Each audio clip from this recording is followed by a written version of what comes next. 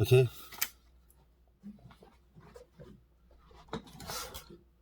What was it like to see your work in print after selling a review on The Last House on the Left in the magazine in the 80s? That was my first published work. Actually, it was my first professionally published work. I'd written for fanzines, which I suppose were the equivalent of websites now. Now I'd have a blog, but then I wrote for fanzines from being a schoolboy, actually, from like the mid 70s on. I wrote for like horror fanzines and music fanzines and that.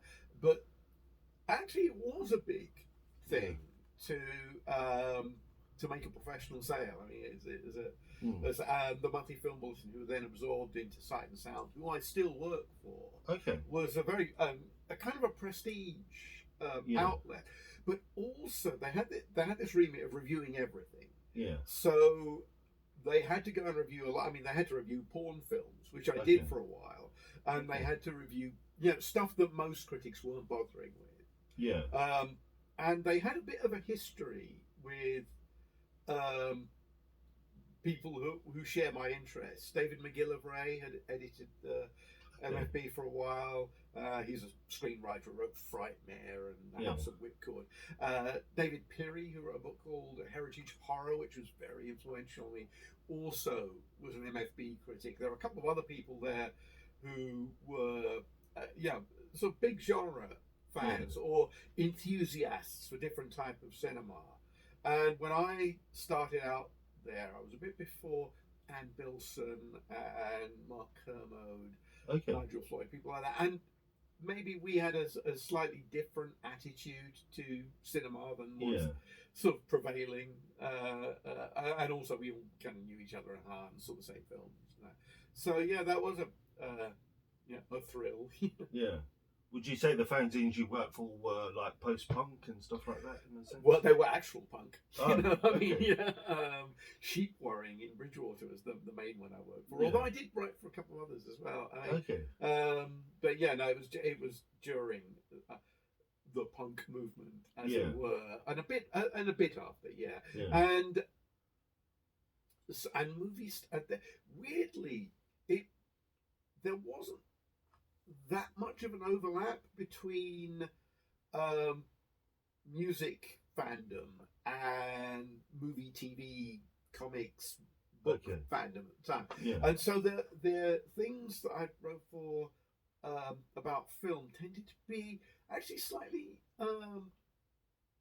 sort of fussy and slightly more tweedy and respectable, although in the 80s, probably spurred by the culture that grew up around home video, and when the video nasties and the pariah status of that.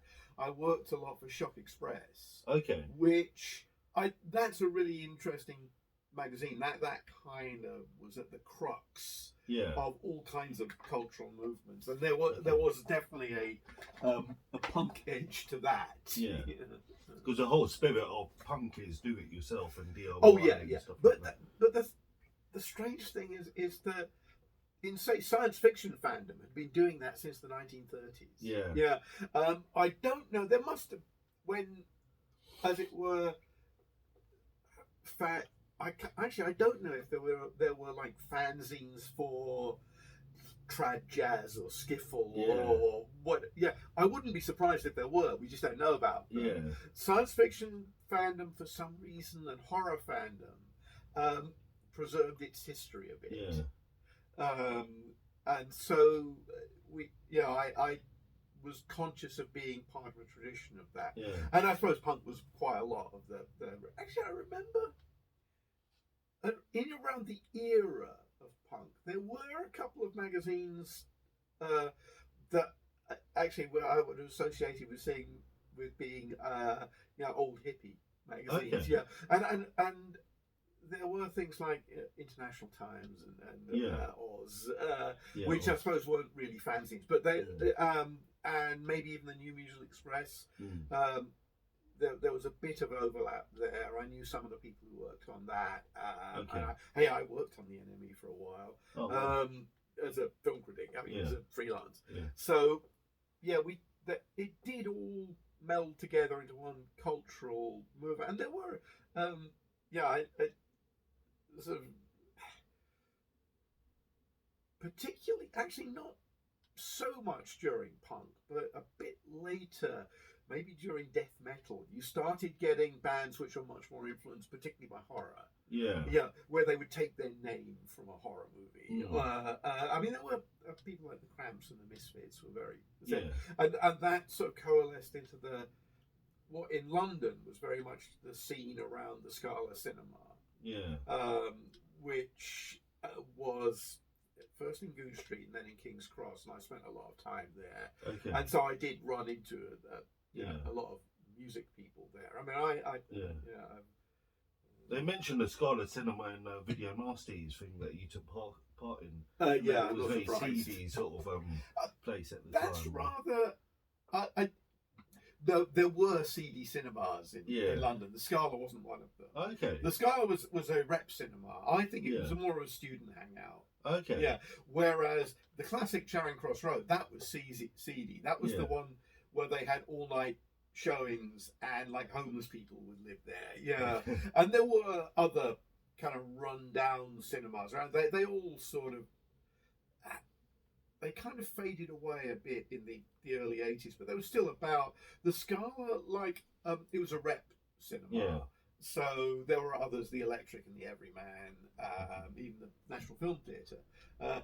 They catered much more to a student or cineast crowd. I'm sure they had lots of weird and eccentric patrons, but I never had that feeling that you were taking your life in your hands going, which you certainly did. If you went to, I'd say, the classic Charing Cross Road or the Biograph, which I never went to, but people said was a really edgy cinema, but apparently had really good programming. But it was not a place that many people wanted to be. Dared to go to. Okay. Both your parents were potters. How did they feel about your writing vocation? They were genuinely surprised. That's my dad's work there. Oh, actually. Wow. I think the thing that was useful for me was that my parents had all the arguments about not having a proper job they had with their parents. Okay. Right? Yeah. So when it came to me sort of basically freelancing and doing stuff, they understood the life. They understood, and they never told me to like train as an accountant or get a job teaching English as a foreign language, all the kind of stuff that. So they were very supportive through that. My dad was a big film fan. I mean, we would go and see art movies and commercial films. So we did a lot of that. My mum liked ghost stories. I think she was perhaps, I don't know, less sympathetic to the kind of stuff I write. But even so, we went and saw Carrie together, and she enjoyed that, and so I had genuinely supportive, but also creative parents. And I think it's the thing that my dad died last year, and so I've had quite a bit of stuff recently of talking with people who've known my family for a long time, and a lot of my friends. So, quite movingly said that they found my parents quite inspirational because they had a relatively unconventional lifestyle, and they found that hanging out with me and being exposed to them meant that they had a sense that there was another way of living that wasn't entirely straight. They weren't hippies. They were sort of art students in the late 50s. They were more of the kind of beatnik era. And they ran a business. I mean, so they were sort of responsible in many ways. But I think that I benefited a lot from growing up in a house full of books. I mean, it's a really simple thing. We weren't particularly well off, although my parents did that thing of buying a big house in the country, which was more or less derelict, and then it took them a long time to pay for it, and they also had to convert the outbuildings into a pottery and all this kind of stuff. So we weren't particularly affluent, but we had a house full of paperback books, and I suppose. Also, we had a parade because my dad taught as well, so we had a lot of art students working for a couple of months in the pottery or whatever. So I grew up surrounded by people like that, and a couple of them were,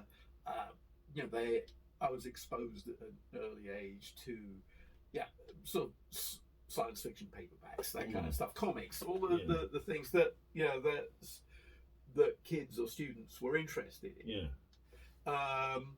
And so it was a house that was open to all those kind of influences, and we did all sorts of mainstream stuff too.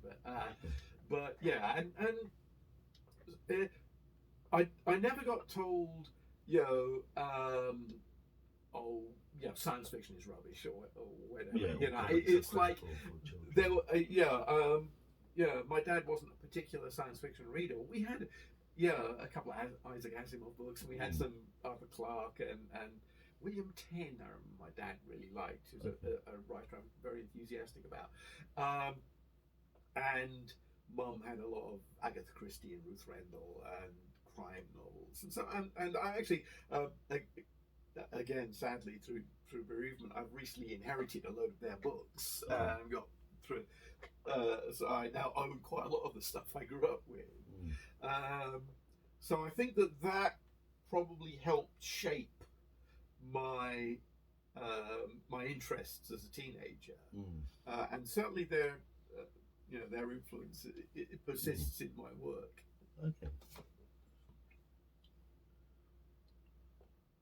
Okay, so Dracula features in many novels by you. What is his appeal to you? Well, it's interesting. I wrote this book called Anno, Dracula, and certainly, and I always, in sort of giving myself, when people ask me about my interest in horror, I do point out it was a screening of the Bela Lugosi Dracula on television in 1971 that sort of sparked, and I think looking back on it, it's a bit like the bat that comes through the window while Bruce Wayne is thinking what he wants to be with life. For me, it was watching that Bela Lugosi movie. That said, I was interested in lots of things beforehand that kind of fed into it, so it wasn't entirely a complete change. But I've gone back to Dracula over and over as a critic and as a novelist. But I've also done it in such a way that I've not written that much directly about Dracula. In the Anno Dracula novels, Dracula appears, but as Bram Stoker has him, most often as a background figure. They're about something else that is the shadow of the cloak is over the whole world. And I think that it's a key text. We sort of go and wrestle with it. And there are other key texts in my work that I go back to over and over again. The Sherlock Holmes stories, Raymond Chandler, Manchurian Candidate for some reason that I keep going back to. But also, I mean, Citizen Kane, several other sort of accepted Hollywood type classics. It's a Wonderful Life, even The Wizard of Oz, all these things. And I'm not unique in that. There are a bunch of other creatives. And I think that while I was working on Anno Dracula, the first novel, I have a friend of mine, Eugene Byrne, who I was at school with, I've written books with. He's a historian. And I had him read the manuscript, and he actually pointed out some really useful historical things. He stopped me making what would have been a really embarrassing mistake. But he said that one of the things that we don't get about the Victorians in particular, but people in the past, is that they were just like us in the way they talked and their but their frame of references were things like Shakespeare, classical mythology, and the Bible, And what Eugene said, it was like, in the way that we, and I mean, we go around quoting lines from Apocalypse Now and Casablanca and The Terminator and Star Wars. People in the 1890s did exactly the same, only they were throwing bits of Thucydides and Shakespeare at each other all the time. And when Eugene pointed that out, I just started noticing it in all kind of reference books I was reading. Yeah, that was it. But I now accept that, you know, what my culture is and the touchstones of my culture. And hey, I've got, you know, Shakespeare and Dickens and all that is in my cultural DNA as well. But I became interested in what's our cultural wallpaper, what the furniture, what the myths we tell ourselves, and how that feeds through genre fiction in particular. But it's not just genre fiction. I mean, I think it has you can see it in pop music as well, or a comedy, various kinds of and this is probably where, say, having a family background in arts other than writing influences me. I also see it in design, fashion. You know, all these. It's like, in order to write fiction these days, you have to be interested in all kinds of things. But it's sort of difficult to get around your head. And certainly for different projects, I've become interested in different things. Moths for a while, you know. It's like stuff that comes up that's relevant to a particular project. And I do kind of deep dives, and it all disappears after a while. It's like, while I was writing the Bloody Red Baron, when the Dracula books about World War One, I got to the point where I was convinced I could fly a biplane, you know, and all that's gone. You know?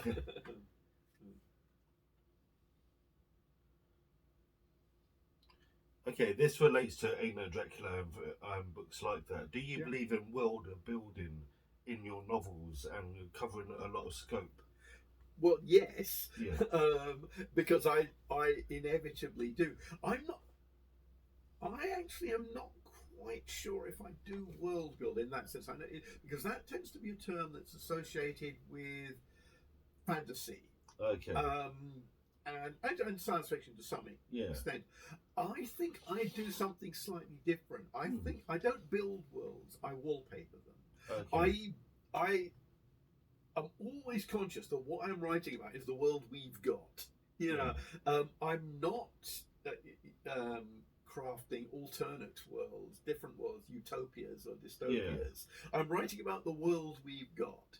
I might dress it up in different ways, and I do have a lot of and I'm sure over the course of whatever it is, it's 7 novels in the comic book. Oh no, it's 6 novels in the comic book. Anno, Dracula contains inconsistencies in the world building. There are some elements where I've forged that and essentially created my own version of the 20th century. Do your fans notice the inconsistencies? Because I notice them more than they have occasionally. There are a few things I've been very vague about, and it's the trouble when you write something over 30 years, is that sometimes I literally forget what I've said years ago, and sometimes something you said years ago would be inhibiting for something you want to do now. And in those cases, I always privilege the story that I want to tell now.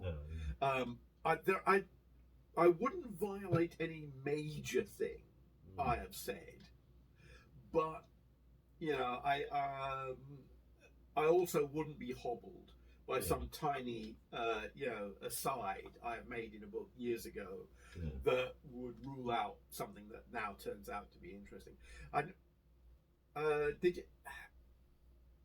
Did you grow up reading Marvel comics?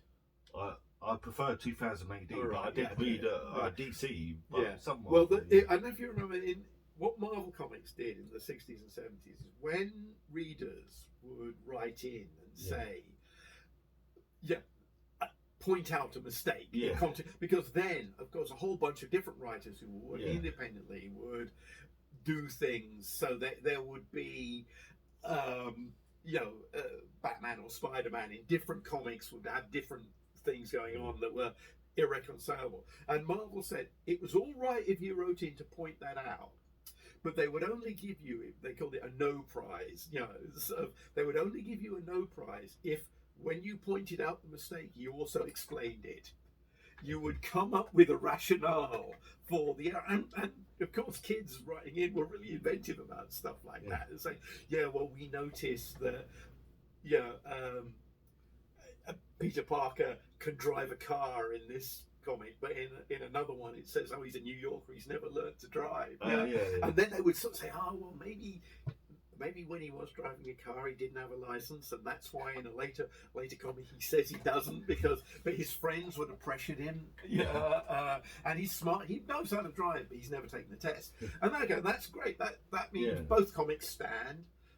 You don't need an explanation in the comic of that, because the thing about that sort of stuff is it's boring.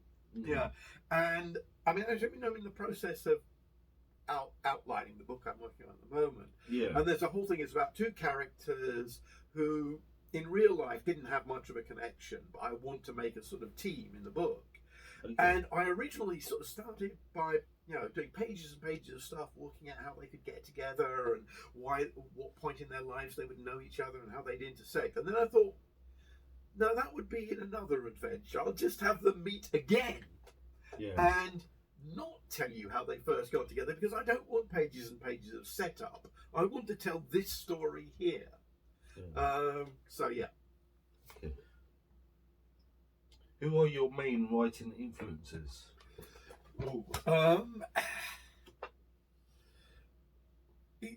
Yeah, it's not that. I mean, obviously, I have loads. I think it would have to be from the very start. It's H.G. Wells, Arthur Conan Doyle, Bram Stoker, that era, and which is weird because they all came in this very tiny sliver of history. And there's a whole bunch of other things in the around the 1880s to World War One.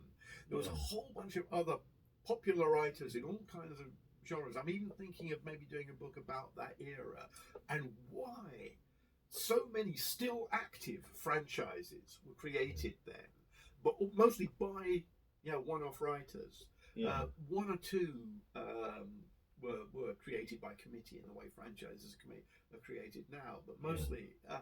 But after that, I sort of went on and got interested in 20th century literature, and I went through a period of reading a lot of H.P. Lovecraft and weird tales and all that kind of stuff, which is very seductive for a teenager.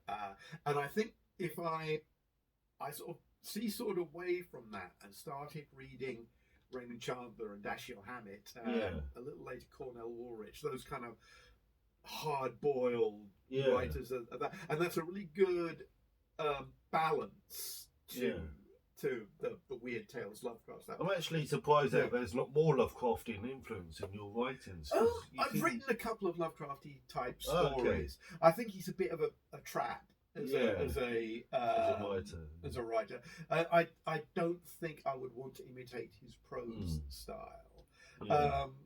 And there are things about him I find useful and interesting. I'm probably equally influenced by film and television. I mean, I look at the work and I think, there's quite a lot of the Avengers there. Emma Peel and John Steed Avengers, not Captain America and Iron Man, although I read that as well. And maybe a lot of Doctor Who from the 60s and 70s. But other sort of Michael Moorcock, maybe. I say Richard Condon, the guy who wrote the Manchurian Candidate. And there are those things where you have writers that no one else knows. You're sort of enthusiastic about. Stanley Ellen is one. And I'm probably what I think of as the Twilight Zone writers. Not all of whom worked on the Twilight Zone, but I mean people like Richard Matheson and Robert Bloch and Ray Bradbury. That era of Frederick Brown, Henry Slessor, of American kind of slick fantasy writing. Yeah. They didn't write for the pulps. They wrote for Playboy and Okay. Colliers. Jack Finney, who wrote Invasion of the Body Snatchers, I'm Yeah. a big admirer of. And that it took me a while, I suppose, to reconcile all this stuff. But I am, and there are, then I sort of start overlapping with people like Ramsey Campbell, who, I read a lot as a teenager and still read now. I mean, but I'm also probably equally influenced by some critics. David Thompson is one of them, fairly obviously, but Philip Jose Farmer, I read a lot of him, and again I recognise his approach in quite a lot of the way I write. Yeah. Okay. So, what modern horror writers do you currently enjoy reading? Well, I read Ramsey, as I say. I got to say, I'm a bit out of date in terms of contemporary. You see all these piles of books I haven't got around to reading yet. I have friends whose books I haven't got around to reading yet.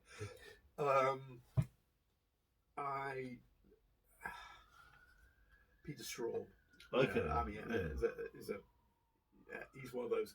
If he publishes a book, I'll buy it. Stephen King writes a bit too much for me to keep up with. Yeah. Do you like his stuff, Stephen King? Yeah, I do. I mean, really? I mean, not all of it, but no, I think obviously he's a considerable I writer. find him quite slow as a writer, the pace and stuff.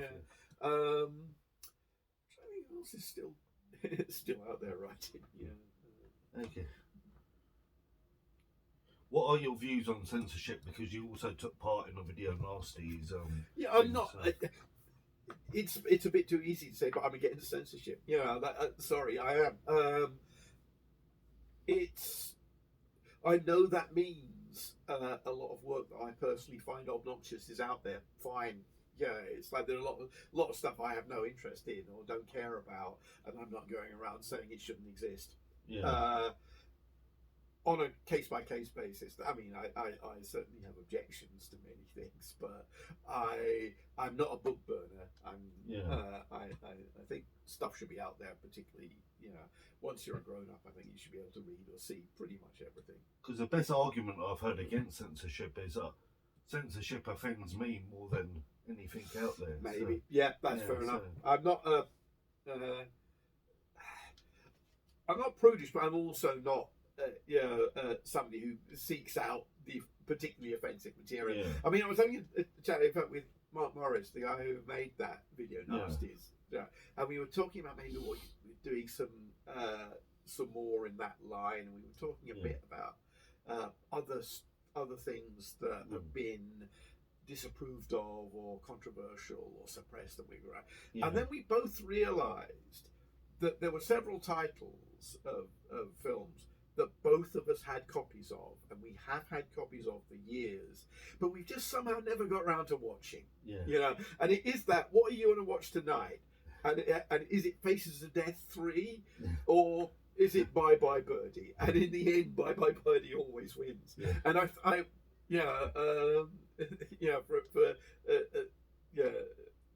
your mental health, that's probably true. Your reviews in the past can be quite scathing and critical. Have you got a worst horror film of all time? I'm not sure what I think is the worst horror film of all time. The films, it's really easy to pick on low budget movies. I think the dullest movie I ever saw was a horror film. It had various retitles, but it was one of those. I remember watching in the 80s. A lot of stuff came out on video. Satan War was what I saw Satan it War. as. I'm not even sure it's not even available. Let's have a look, see what happened to it. But it was one of those things. It's really hard. It's unfair to pick on it because they had no money. It may not. I think it might even be two different films glued together and shoved out on video. Perhaps this thing.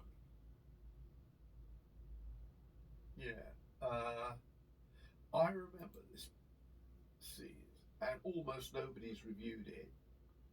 And one of the people who has reviewed it is in something called Worst Movies Ever Made. Right? Okay, so I think so- that, yeah.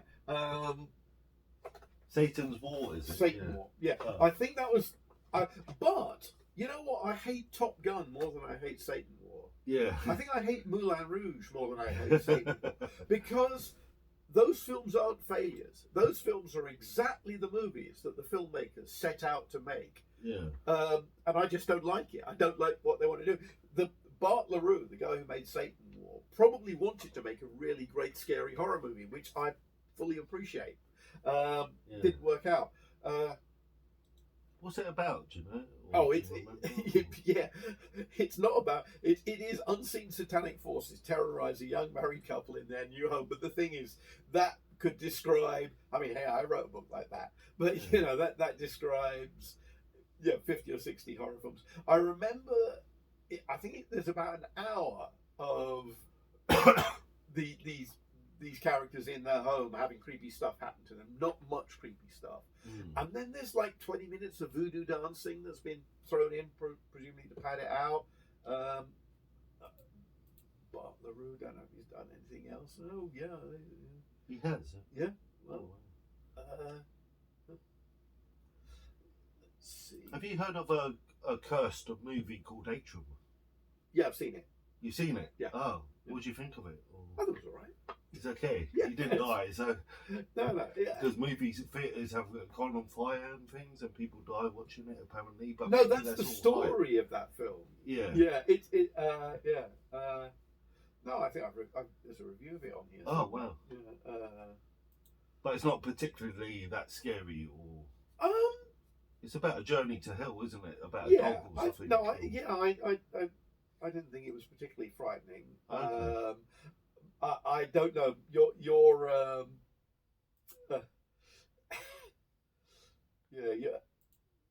your speed may be different from mine, or it's like let's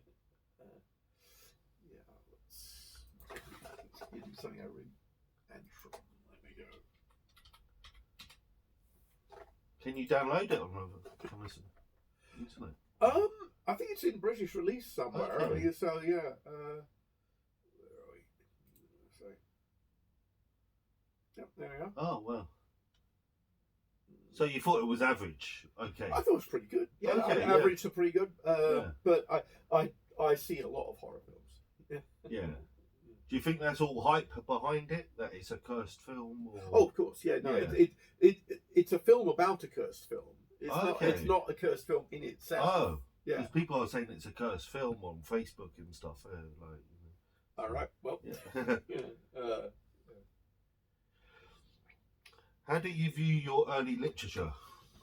What my first books? Yeah. I'm not embarrassed by my early books actually. Yeah. No. It's been a while since I've had to reread them. Yeah. Actually, they're all in print now. So I'm trying to think. I must have proofread them without I mean, I'm sure if I was rewriting them now, I'd do some things differently. But no, Yeah. I there's nothing I've taken any particular steps to suppress. Okay. Yeah. Do you feel the vampire mythos glamorizes predatory sexuality? Could do. Yeah. It depends. If vampires are baddies, surely it doesn't. I think it critiques predatory sexuality. Certainly, Yeah. predatory sexuality is part of what vampire stories can Yeah. be about. Well, I was speaking to my friend, the guy that I ran these questions by, and he said sexuality is all part of a vampire thing, especially oral sex, like so. It was a whole thing of biting and stuff like that. Oh so, yeah. you know.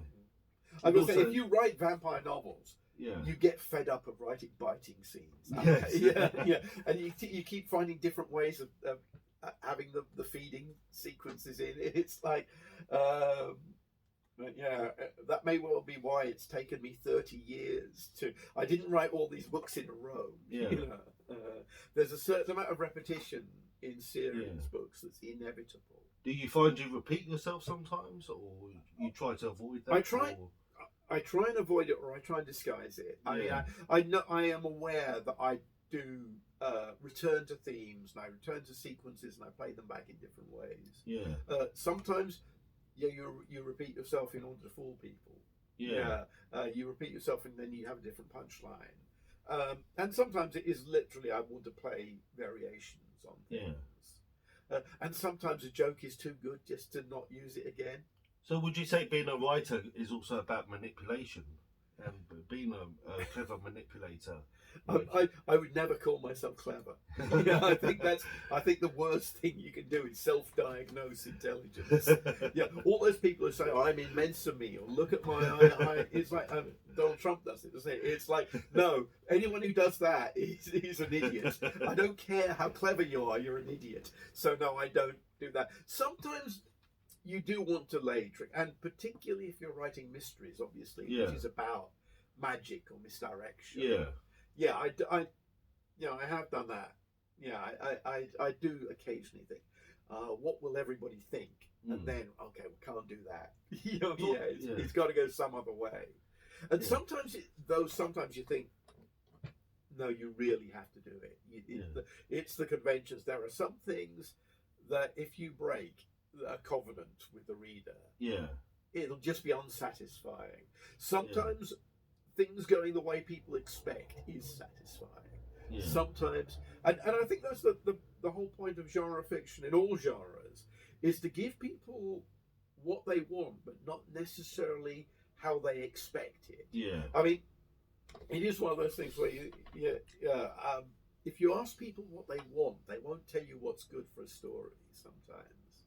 And what's good for a story is always better than people want happy endings, but those aren't necessarily good for a story. There's a lot of stories revolve around conflict and stuff like that, and Anno has basically said if a reader knew what he wanted, he'd be the writer. So that's fair enough. You're not supposed to sort of give them what you want. You've got to give them what they need, type thing. So have you ever? Sorry. That sounds terribly moralistic, but I try not to be preachy. Have you ever dabbled in a cult? Because obviously the cult is part of horror and stuff like that. No, not really. You never? Oh, I'm surprised. So H.P. Lovecraft was notoriously sceptical of cults. What are your views on the cult yourself? What, the occult? I'm probably with Lovecraft. I think it's really interesting metaphorically. And I'm not unspiritual. Okay. But I am an agnostic. I think our belief in magic is more interesting than the possibility of magic being real. Okay. In 1,000 Monsters, Anno Dracula, the vampires shapeshifted into cats. Was this based on research or on Japanese mythology? Oh yes, yeah. There are Japanese. I mean, if you look at Japanese horror films, there are like dozens of cat ghost vampire stories. Bakanoko, cat girls. Ghost cat of Oiwa Pond. Oh wow. Ghost cat of Kogani Swamp. It's like it's a whole. I mean, and the reason I put them in the book is because I realized Western people didn't know. A lot of these Japanese. I mean, I'm really pleased. My Japanese editor sort of got back to me and said that that he was surprised that the book could be read in Japan without it. I hadn't made too many terrible mistakes. Has it been a success in Japan? It hasn't come out there yet, but the Japanese editor has sort of approved it, and I ran it past him because I've never been to Japan. I did spend while writing that book and the subsequent book Daikaiju a couple of years basically just watching Japanese movies and reading Japanese stuff and doing picture research on Japan. And because it's not really set in real Japan, that book is set, 1,000 Monsters is set in an enclave in Tokyo, which is where the monsters live. And Daikaiju, the new book, is set in a building in Japan. I mean, it's like, but I still found out a lot about all kinds of aspects of Japanese society as well as Japanese mythologies. And I thought that, and it had been, somebody pointed out once that Anno Dracula, the first book, it's very white. Fair enough, it is. It's set in Victorian London. Okay. But I was conscious that I wanted, as the series went on, to have a look at some other cultures. Yeah. And Japan has this rich and complicated mythology. They have sort of vampire analogues. Yeah. Yokai and kaiju. And I thought, let's if the 1890s is Britain, then the 1990s is Japan, and that allowed me to write a kind of cyberpunk story too. And I don't know if I'm going to go back to Anno Dracula anytime soon. Okay. But if I do, I'll probably try and find somewhere else, India or something. Yeah. But